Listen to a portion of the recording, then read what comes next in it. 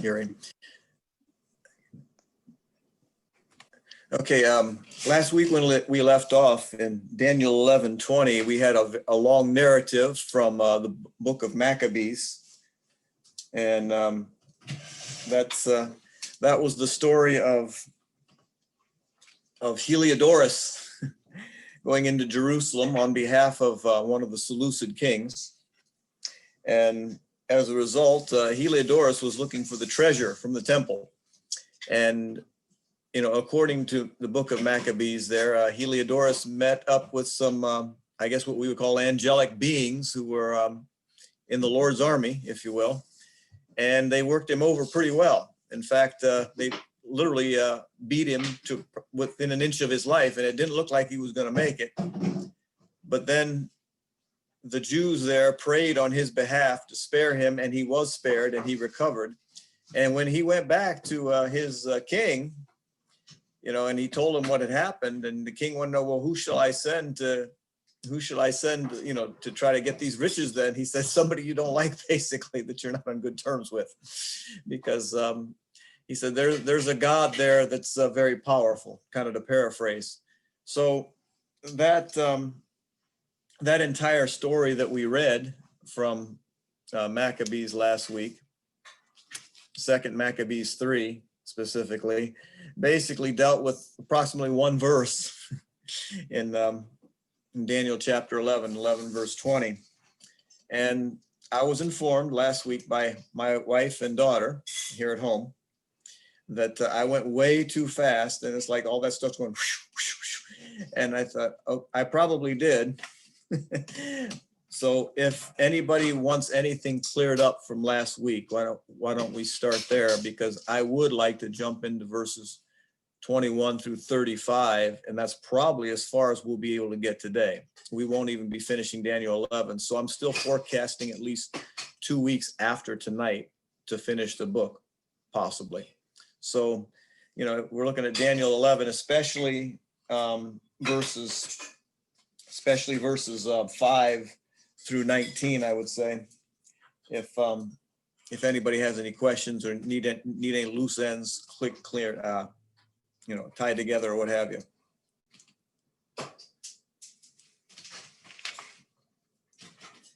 It would be very confusing if we didn't have some of the secular history, and some of the book of Maccabees also comes very much in handy. And we're going to look at more passages from the book of Maccabees, both First Maccabees and Second Maccabees today, because they are going to tie in to some of the prophecies that were made, especially in Daniel 11 verses 21 through 35. So anyway, Mike? Yes. I don't know if this is part of what you're going to be talking about or not, but like the end of verse 19 talks about, Antiochus Iv being broken, not by anger or in battle. And I was reading about that Heliodorus. I'm sure I'll offend him, huh? But I was reading about him, and he was the one that actually killed Antiochus III. He had, it wasn't through anger, like by an angry mob, nor in battle, but he was poisoned by him, and that's how he died. So that's what I found in a reference, and that he had. So that talks about how Antiochus, this king, this king that came into place, how he was to pass. So, okay. So I thought that was kind of interesting. Was it now when you said Heliodorus murdered him? Are you talking about Antiochus III, or you're talking about Seleucus the Fourth? Yeah, the Antiochus. You're talking about Antiochus the Great? Verse 20. Was it Antiochus III? Oh no, that was in verse 20. That was Seleucus the Fourth. He was one of the. Oh, okay, there you go. Whoever that king. Yeah, okay. All right, okay. I was saying, man, I didn't know that. Okay. Wow, that's something. But okay, I'm thinking, I must not have done my research. But no, he did. Heliodorus, the one he was the guy that got roughed up. in the book of Maccabees. He eventually murdered that same king, like we said, poisoning, that had sent him out to do his bidding for him because he needed money very desperately. So that's why he sent out Heliodorus to bring back money from the Jewish temple, because he heard they had great treasures there. Now, this ties very much into our next Antiochus, by the way. And Antiochus IV was the third son of Antiochus III. The king that Dee just referred to was Seleucus IV, was the brother of this Antiochus IV. So when we pick up the story here, and Dee brought this up last week too, so she's on top of this. Okay, Antiochus IV was held as a slave in Rome, as a slave of Rome, because that was part of when we talked about how the Romans basically sent Antiochus III home, and then he had to pay tribute to them. Well, they kept one of his sons, and he was held as a slave, a hostage slave. And he was in that situation for like between 189 BC and 175 BC for a decade and a half almost. And so he lived in humiliation because Rome at this time was starting to emerge as the power. I said starting to. They were very close. Well, actually, I tell you what, by that time, they were probably the premier power in the Mediterranean, because by that time, Rome had already defeated Carthage for the third time in the Punic Wars, and they laid waste to the city of Carthage, which was a Phoenician trading colony in North Africa. And Carthage was a powerhouse up until that point. And now Rome was the undisputed leader in the Mediterranean. So they were gaining more by the day. Actually, Rome was expanding and becoming more powerful. And they put Antiochus III in his place. And as a result of that, Antiochus IV, his third son, was a hostage in Rome. Now, this brings us back to Seleucus IV, because Seleucus IV, and Matt, if you want, you can, I updated the outline today. So if you want to put up the last couple pages there, let's see. Yeah, right there. Perfect. That's it. So eventually Antiochus IV was returned home, or was returned to his homeland in exchange for a man named Demetrius. So they made a prisoner exchange. The brother of Antiochus, in fact, it would have been Seleucus IV. He made this trade, and this is the same Seleucus IV that was murdered by Heliodorus. And so eventually, after Antiochus IV returned to his homeland, his brother had been murdered by this Heliodorus. Antiochus deposed Heliodorus and he took over. So this is how he gained the throne. After the death of his brother, he got rid of the same Heliodorus that had murdered his brother. In the meantime, there was still money owed to Rome, and he began to pay off that debt around 173 BC. So he cleared his country, if you will, for the time being at least, from Roman debt. And that was a big relief, because now Antiochus IV was going to go on the offensive. Now his father, Antiochus III, was known as Antiochus the Great because of his conquests. This particular Antiochus is the same man we talked about when we were in Daniel chapter 8. He went by the name Epiphanes, which means God manifest. That's what he called himself. He was very high on himself, as you can imagine. And we'll see even more how that would come into play later when he conquered Jerusalem. Well, he also was able to, let's see, can you move that outline a little bit, Matt? Okay. Yeah. Okay. That's good. Okay. He was able to muster up an army and invade and conquer large parts of Egypt, not all of Egypt. Alexandria was not conquered by him. At that time, Alexandria was the Egyptian capital. That was in fact, Alexandria was the center of the Hellenistic world at that time. There were probably more Greeks in Alexandria, or more Greek customs and traditions there than there was in Greece by then. And that's thanks to the conquest of Alexander. But at any rate, His wife was the brother of Ptolemy V. And when Ptolemy V died, Ptolemy VI became ruler of Egypt, but he was a young boy. And so this is where Antiochus steps in and rules in Egypt as well, because he served as a guardian for Ptolemy VI. So we've got all these different descendants of the Diadokoi, the successors of Alexander. There's a lot of intermarriage going on. There's intermingling in their kingdoms. There's fighting between the kingdoms, and they're constantly involved somehow with each other, whether it's together or in conflict with each other. Well, this particular time, he ruled Egypt as the guardian of this young Ptolemy VI. But he didn't stay there long because there was a disturbance in Palestine. So the Jews were getting antsy, and he returned to his homeland of Syria because of that disturbance. Along the way, he set up a very strong garrison in Syria at the place known as Pelusium.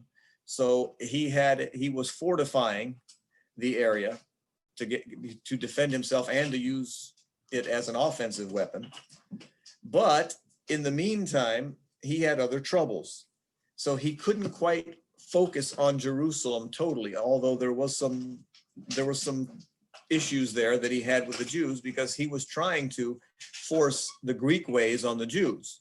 Some of the Jews bought into it, and the other half of the Jews wanted to stay strict and continue in the traditions of Moses. And so there was a big issue there. Well, in the meantime, Rome was making noise, and the Egyptians requested aid from Antiochus. Now, this probably wasn't a good idea for him to try to aid Egypt against Rome, because Rome by this time was more powerful than he was. However, Rome didn't have their outposts everywhere yet. Antiochus sent out a fleet and attacked Cyprus, which is off the coast of Turkey, and was successful there for a time. And from there, he kind of leapfrogged and invaded Egypt. So he's trying to come to the aid of the Egyptians against the Romans. Well, as it turns out, that's not going to work out very well. Now, if we want to tie this in, into Daniel 11, if we look at, I believe, verses 29 and 30 specifically, it basically talks about how he will return and go towards the south, which is Egypt, but not like the former times. In other words, he had conquered there before, but this time it wasn't going to work out so well. Well, this is exactly what happened in 168 BC. He says ships from Cyprus will come against him. Well, the Romans basically chased him out of Cyprus and Egypt, and their force was too great for his. And I'm going to try to make a long story short. Yeah, I know, promises, right? But the Roman ambassador Popilius made a total fool out of Antiochus IV. As he was running him out, basically, they were basically meeting, and he gave him basically an ultimatum: you need to get out of here or else. And he said, well, give me some time to consider this. So Popilius says, okay, take all the time you need. And he drew a circle around Antiochus IV in the sand and said, but make sure you make your decision before you leave the circle. So yeah, take all the time you need. But once you leave the circle, I need your decision. So in other words, we see who's in charge here. So Antiochus IV would leave defeated and humiliated. And when he returned to his homeland, the Jews were on the upswing again. And this is when he really went ballistic against the Jews. See, the Jewish people were split kind of 50-50 at this time. Well, I don't know if it's exactly 50-50, but let's just say for argument's sake. And one group of Jews, the Hasidians, known as the pious ones, they were at odds with the Jews who were basically adapting to the ways of the Greeks. They were the Hellenistic Jews. And so, the Jews in Jerusalem even went as far as to build a gymnasium. And that was definitely a Greek tradition. The gymnasium was usually a spot where a lot of learning took place. It was sort of like what we would think of as a gymnasium, but it was more than that.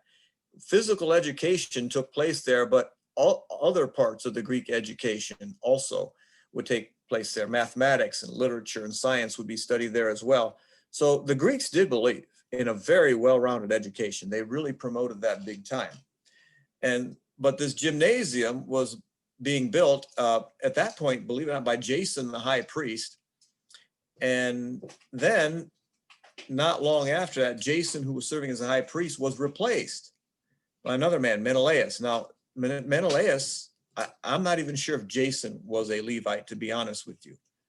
If they were doing things right, obviously he would have been. But Menelaus definitely was not a Levite. He was appointed by Antiochus IV. So Antiochus basically deposed Jason as high priest. Now, we can see an account of that in 2 Maccabees Chapter 4 and verses 7 through 10.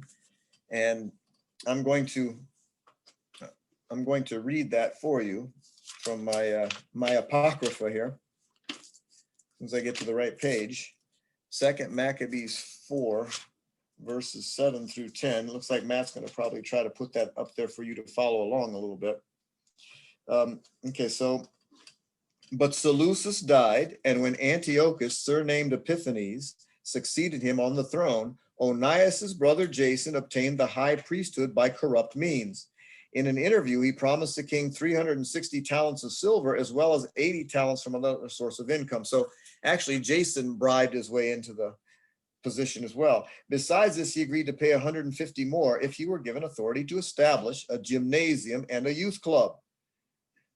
I guess these were the liberal Jews. Huh? So anyway, for it and to enroll men in Jerusalem as Antiochians. In other words, they were Hellenizing these people. This was, in other words, this would be a great way to have the Jews convert over to your way of life. Okay, when Jason received the king's approval and came into office, he immediately initiated his countrymen into the Greek way of life. Okay, so anyway, that's how Jason got into power. You know, if we, let's see.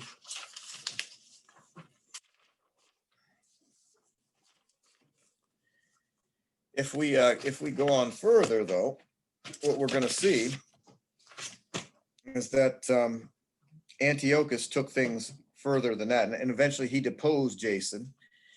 So Menelaus was appointed as his replacement. Now, because of this, a rebellion ensued, and to put down the rebellion,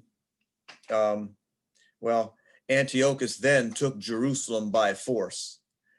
Now, in the meantime, he had other issues, and he returned temporarily to Syria. And if we want to look at this, how it actually happened, okay, to put this in perspective, Jason, the man that he deposed, and when he appointed Menelaus, was the guy leading the rebellion. And so if we look at 2 Maccabees chapter 5 and verse 5, we get an idea of what was going on there. This is 2 Maccabees 5:5. But when a false rumor circulated that Antiochus was dead, Jason gathered fully 1,000 men and suddenly attacked the city. As the defenders on the walls were forced back and the city was finally being taken, Menelaus took refuge in the citadel. Well, eventually Menelaus and many of his followers, I guess, were murdered.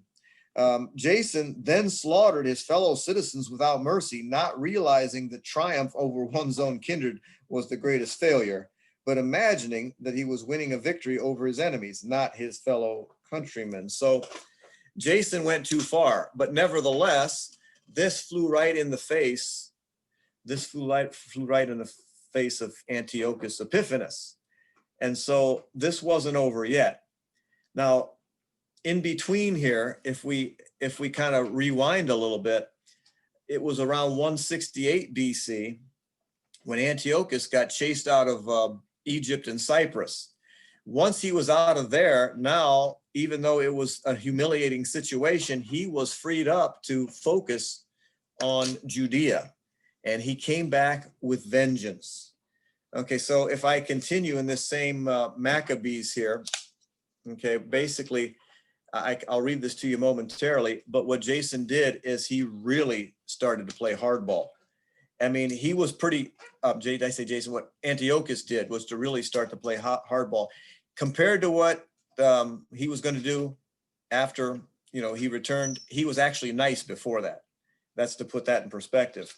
So when he came back, he set up a permanent garrison in the area with Syrian soldiers. He outlawed the worship of Yahweh. In other words, he basically outlawed the Jewish religion. He desecrated the temple. He built a statue with a statue of Zeus Olympius. The Greeks city-states traditionally gathered every 4 years to hold Olympic Games in honor of Zeus. And so thus Zeus Olympius is what he's referred to here. But he set that up in the temple, and there was another idol that was set up, and it looked exactly like Antiochus himself. And the Jews there were forced to worship that idol. Meanwhile, he covered the entire temple with pig broth because he knew the traditions and how that was such an abomination to the Jews. So he really, he added insult to injury as he did his thing. So sacrifices were made with idols, the temple was profaned, but little did he know that this was not going to be just accepted by the Jews. Judas Maccabeus, I think means the hammer. He would lead a Jewish revolt. And eventually this revolt would see the Jews reconquering most of Judea and eventually taking back their temple and reconsecrating it. Well, you're thinking, what happened to Antiochus in the midst of all this? Well, as it also says in similar fashion in Daniel 8:25, Antiochus didn't die in battle. He died of an illness in 164 BC. And so this man who basically we would call, I guess if he were around today and did things like that, we would call him an antichrist, all the things he did. He served God's purposes for a while, and then God took him down. So verses 21 through 35 in the book of Daniel are mainly concerned with the era of Antiochus IV, aka Antiochus Epiphanes. Now, what I did here in this next section of the document was I broke down different parts of Daniel 11 and then the corresponding passages from 1st and or 2nd Maccabees that show us how this played out. So remember, this prophecy was being made, several hundred years in advance. And when it was playing out, we're talking about, we're in the 2nd century BC. So we're at least 3.5 centuries removed from when Daniel was alive. So Daniel chapter 11, verses 21 through 24, which also corresponds to Daniel chapter 8, verses 9 and 11, and 23 through 25.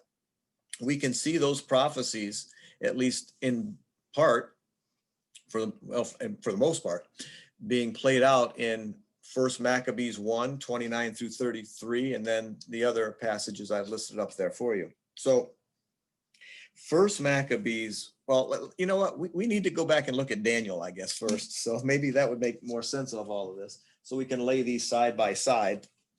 Okay, so if we look at Daniel, if I could have somebody, so I'm getting tired of hearing my own voice here. If I could have somebody read Daniel 11 and verses 21 through 24.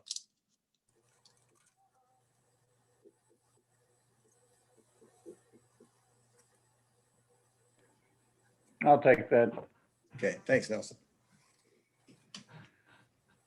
And in his place shall arise a vile person, to whom they will not give the place of royalty, give the honor of royalty, but he shall come in peaceably and seize the kingdom by intrigue. Okay, well, I'm gonna stop you real quick. Keyword by intrigue. Okay, go ahead. That's one key word there. With the force of a flood they shall be swept away from before him and be broken, and also the prince of the covenant. And after the league is made with him, he shall act deceitfully, for he shall come up and become strong with a small number of people. Okay, and another quick stop. Keyword, deceitfully. Okay, and go ahead and read verse 24 then. He shall enter peaceably, even into the richest place of the province, and he shall do what his fathers have not done, nor his forefathers. He shall disperse among them the plunder, spoil, and riches, and he shall devise his plans against the strongholds, but only for a time. Okay, so keep in mind, especially the idea of deceitfully. He's entering in, and he's entering peaceably, but it's all a guise. Okay, it's a front for what he's really planning. So what I have here then in front of me to go along with that, to go along with those verses, first of all, let's look at, oops, I get the right page. Let's see. Is it this one?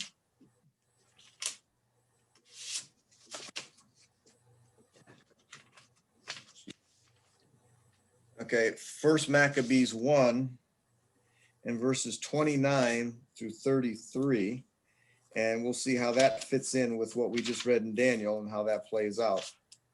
Okay, so once again, this is not considered an inspired book, but not the only history that really is inspired is that which is in the Bible. So that doesn't mean it's not reliable. It just means it's not as reliable as what would be written in the Bible. So once again, First Maccabees chapter 1, starting in verse 29. 2 years later, the king sent the Mysian commander to the cities of Judah, and he came to Jerusalem with a strong force. He spoke to them deceitfully in peaceful terms and won their trust. Then he attacked the city suddenly in a great onslaught and destroyed many of the people in Israel. There's the flood. He plundered the city and set fire to it, demolished its houses and its surrounding walls, took captive the women and children, and seized the cattle. Then they built up the city of David with a high, massive wall and strong towers, and it became their citadel. Okay, so we see how he had entered in. He, once again, under the guise of peace, moved in, got them, made them relax a little bit, and then moved in for the kill. Okay, now if we look at First Maccabees chapter 3, we get more of this story here. First Maccabees chapter 3, starting in verse 27. It says, when Antiochus heard about these events, he was angry, so he ordered a muster of all the forces of his kingdom, a very strong army. He opened his treasure chest, gave his soldiers a year's pay. He's sharing the plunder there. Okay, and commanded them to be prepared for anything. He then found that this exhausted the money in his treasury. Moreover, the income from the province was small because of the dissension and distress he had brought upon the land by abolishing the laws which had been in effect from of old. He feared that as had happened more than once, he would not have enough for his expenses and for the gifts he had previously given with a more liberal hand than the preceding kings. Okay, and if you lay that side by side with what we've just read in Daniel, what Nelson just read from those verses in Daniel, I think you see some striking similarities and some prophecies being fulfilled to a T here. Okay, let me read one more passage from Maccabees, this time Second Maccabees chapter 5 and verses 24 through 27. So I guess the key here is that we're seeing how this history played out, how the prophecy came true, but we're seeing it through what's considered an uninspired book here. Okay, Second Maccabees chapter 5, starting in verse 24. The king sent Apollonius, commander of the Mysians, at the head of an army of 22,000 men, with orders to kill all the grown men and sell the women and young men into slavery. When this man arrived in Jerusalem, he pretended, here we go again, to be peacefully disposed and waited until the holy day of the Sabbath. Then, finding the Jews refraining from work, he ordered his men to parade fully armed. All those who came out to watch, he massacred, and running through the city with armed men, he cut down a large number of people. All right, but here's where another part of this comes into play, which we also talked about. But Judas Maccabeus, with about 9 others, withdrew to the wilderness, where he and his companions lived like wild animals in the hills, continuing to eat what grew wild to avoid sharing the defilement. So Judas Maccabeus and company, they fled, but this is the man that would lead the big time revolt that would eventually lead to the reconquest, the recapture of Judea from Antiochus Epiphanes. So it's all going down basically right here in this book, how it was prophesied in Daniel. Okay, I can't give any more commentary, I don't think, really, than what was there, unless there's some things that you guys noticed in particular that I didn't bring up, and I'm sure there can be some things. So what observations have you on this?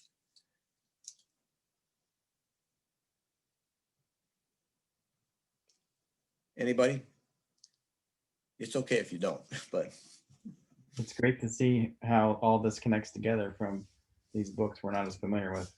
yeah, it's yeah, and that's like, I wasn't familiar with this book of Maccabees myself until I taught Daniel the first time a few years back, and wow, what a what a source of history and fulfillment of prophecy that turned out to be. So okay, so could I get someone now to read Daniel chapter 11, verses 25 through 28? I'll get that. Okay, thanks, Yuri. Mhm. He shall stir up his power and his courage against the king of the south with a great army. And the king of the south shall be stirred up to battle with a very great and mighty army. But he shall not stand, for they shall devise plans against him. Yes, those who eat of the portion of his delicacies, I'm not sure, shall destroy him. His army shall be swept away, and many shall fall down slain. Both these kings' hearts shall be bent on evil, and they shall speak lies at the same table. But it shall not prosper, for the end will still be at the appointed time. While returning to his land with great riches, his heart shall be moved against the holy covenant. So he shall do damage and return to his own land. Okay, so we're going to look at First Maccabees chapter 1, verses 16 through 23, basically here momentarily. But you know what this puts me in mind of? You've got these different leaders that supposedly are in cahoots with each other, but they're ready to double cross each other at any time. There's no honor among thieves, I guess. But what it reminds me of is during World War II, when Hitler and Stalin at one point were allies. They had the Nazi-Soviet pact when they divided up Poland. But those two, they were two of a kind, and it was probably only a matter of time before one double-crossed the other. It just happened that that Hitler double-crossed Stalin first. Maybe Stalin would have done the same thing if he would have had a better opportunity. So, I mean, in a sense, this is what that reminds me of. You have multiple dishonorable leaders, and they're in cahoots with each other, but what do they end up doing? They end up betraying each other. One day they're eating together, next day they're ready to put a knife in somebody's back. So let's look at First Maccabees in chapter 1, and we're gonna go verses 16 through 23. First Maccabees 1, and that's verses 16 to 23. Okay. This talks about the Egyptian campaign of Antiochus here. When his kingdom seemed secure, or so he thought at least, Antiochus proposed to become king of Egypt, so as to rule over both kingdoms. So he's getting greedy. He invaded Egypt with a strong force, with chariots and elephants, and with a large fleet to make war on Ptolemy, king of Egypt. Ptolemy was frightened at his presence and fled, leaving many casualties. The fortified cities in the land of Egypt were captured, and Antiochus plundered the land of Egypt.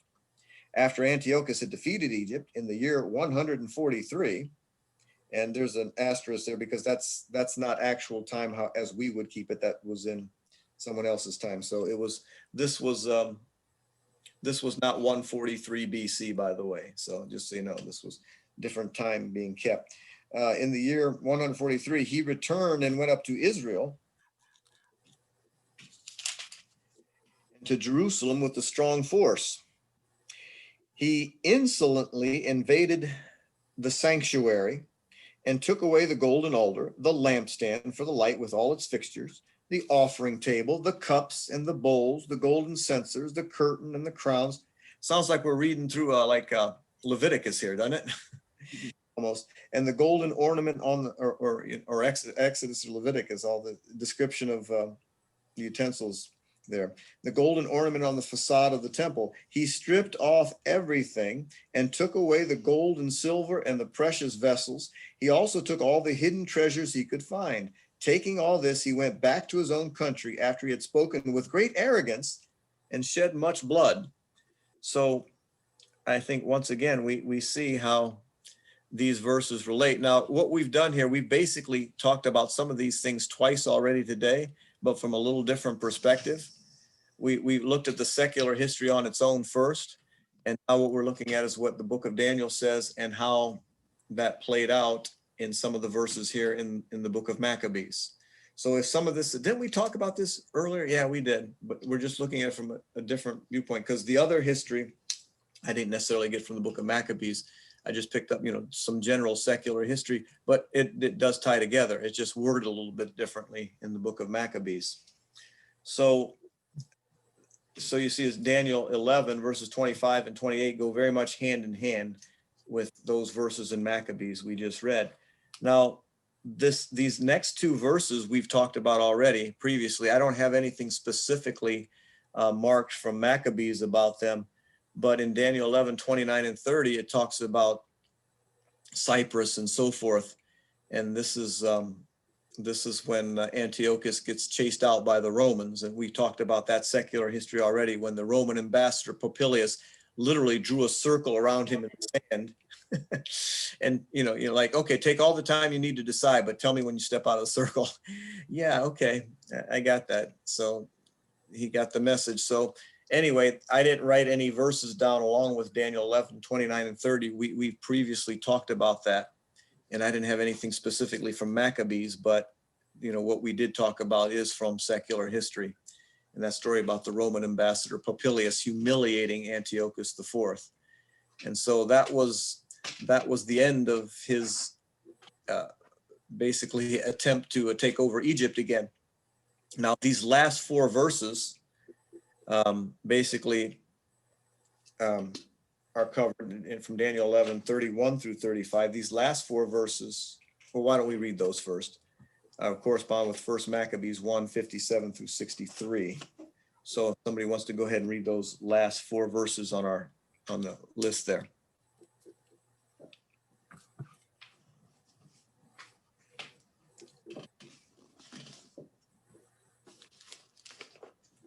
Was that 31 through 35, Mike?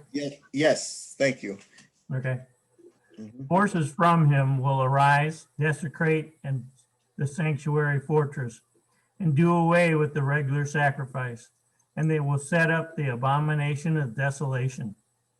By smooth words, he will turn to godlessness those who act wickedly toward the covenant. But the people who know their God will display strength and take action. Those who have insight among the people will give understanding to the many. Yet they will fall by sword and by flame, by captivity and by plunder for many days. Now, when they fall, they will be granted a little help, and many will join with them in hypocrisy. Some of those who have insight will fall in order to refine, purge, and make them pure until the end time, because it is still to come at the appointed time. Now, this is some very interesting wording here in these last few verses of this section, because once again, this is a reference to when Antiochus returns with vengeance after he's been kicked out of Turkey and Egypt, basically, by the Romans. And he is playing some serious hardball against the Jews at this point. What he's doing, he is siding with the Hellenistic Jews to try to stamp out the Hasidians, or the pious ones, the ones who were trying to stick to, the mainstream Jewish traditions as handed down by Moses. And he does everything in his power to support the apostates. And, it says he profaned the sanctuary. And we already talked about how he did this, erected statues of Zeus, an idol of himself, sacrificed in front of these idols, spread pig broth all over the temple. But we also see again where there's some flattery involved, and he plays a game. He doesn't just go in with full force and meet them head on. He's a sneak. He can't be trusted.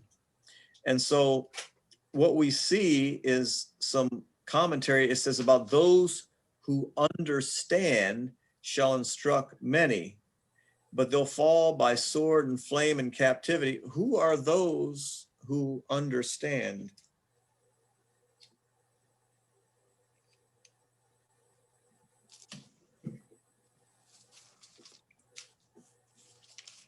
And if nothing else, I bet Aaron Nelson's probably going to chime in here with Aaron's favorite verse at some point. I think that fits right in with this. Ephesians 5:17. Yeah, that's the one. Okay.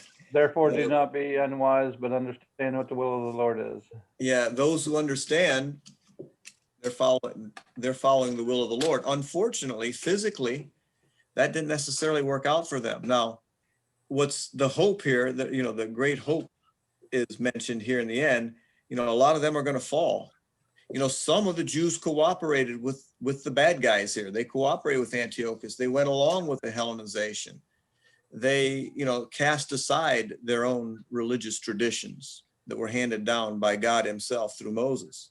But those who stood by, the wise, they instructed many. So they not only stood up to him, but they made their defense, and they made it known what they were doing. Some of them died martyrs as a result of this. But once again, he says they were refined. There's some similar language here, isn't there, to what we see in the book of Revelation about some of God's people, that are going to die by the sword and so forth like that. They didn't love their lives unto death, but they stayed faithful unto death. Stay faithful unto death, and I will give you the crown of life. That's not written in Daniel, but that's from Revelation. Is that Revelation 2:10 perhaps? Okay. There's similarities in that apocalyptic language. It said they shall be aided by a little help. Many shall join with them by intrigue. So here we go, that intrigue thing again.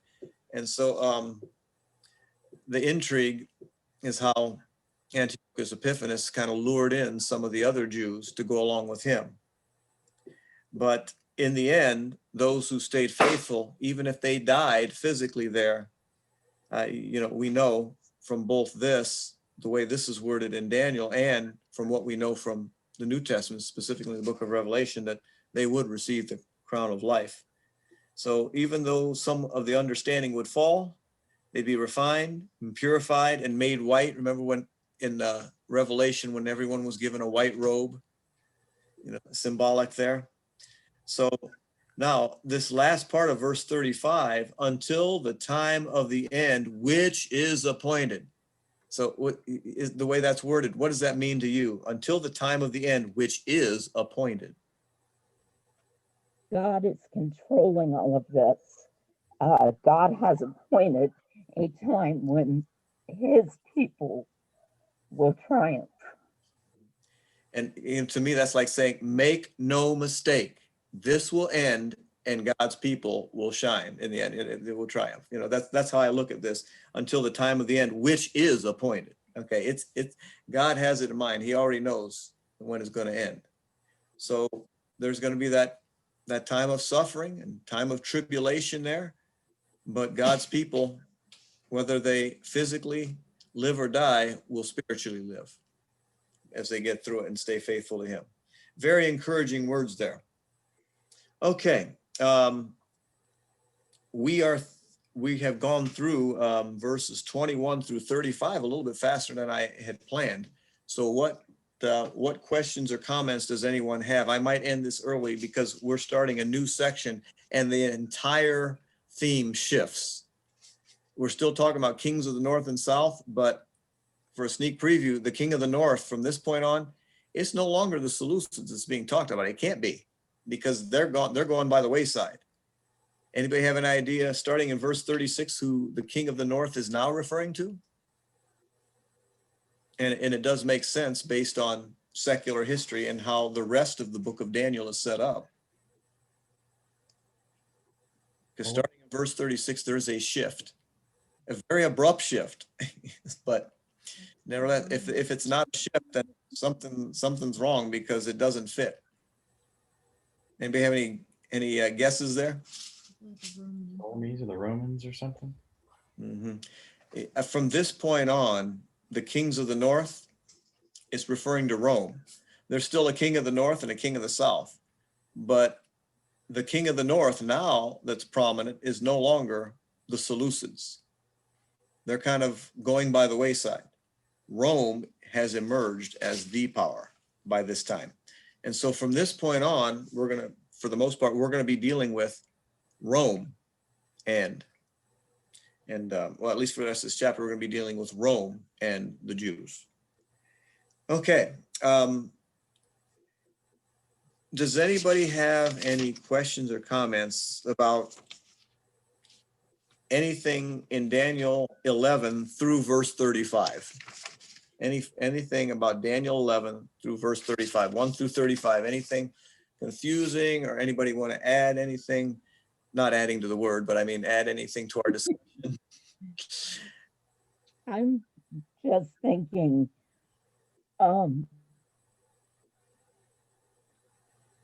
today, what's going on today in the world, and especially in the United States, is very confusing to me. It's not real clear to me that there's a right side and a wrong side, and things are very muddled up and everything. But I have always lived in a time of peace. All of us have always lived in a time of peace. And yet much of the world doesn't live in peace. And just looking at this, what I see is that we just have to do what is right. Whatever comes along, we've got to do what's right, and God's in control. And we just, if we have to die, we die, but we can have confidence. I don't think we can have confidence in our world leaders right now. At least from my standpoint, all the leaders have some big flaws, and it's confusing and everything. But the thing that we are to have our confidence in is our Lord God. And it reminds me what Peter says about how all the elements are going to be burned up with fervent heat. Well, what you just said, I mean, we're not talking necessarily about that, but what kind of persons ought you to be? Because we don't know what's around the corner. And what we see with the history of God's people is that whether they were at war or at peace, whether they were enslaved or free, the bottom line, the most important thing was, were they serving the Lord? Were they in his good graces? All things work, for greater good. All things work together for good for those who love the Lord, Romans 8:28. And so, or as Paul said, to live is Christ, and to die is gain. And that's the attitude we have to have, because there's not all that much else to hang on to in this world when you look at it. And even in prosperous times, even when things are really good, it's still, there are other temptations and allurements out there that can draw us away. So regardless, as Paul says, he knows how to be abased, he knows how to prosper and those kind of things. But what is he saying? 4:13, Philippians 4:13, I can do all things through Christ who strengthens me. So yeah, we have hope from this book that God is in control. God knows who's faithful to him, and his people will prosper in the end because they'll be with him. So, all right. I think this is probably a good time to wrap it up for the night, because like I said, I don't want to start a whole new thought here. whole new section. So it's going to be a little early tonight. I hope you forgive me for that, but I think it fits well with the flow of how things are going. And it'll give you a chance for some of this to sink in a little bit before we move on to the next line of confusing prophecy. Okay, so Ralph, would you like to lead us in a closing prayer before we get going?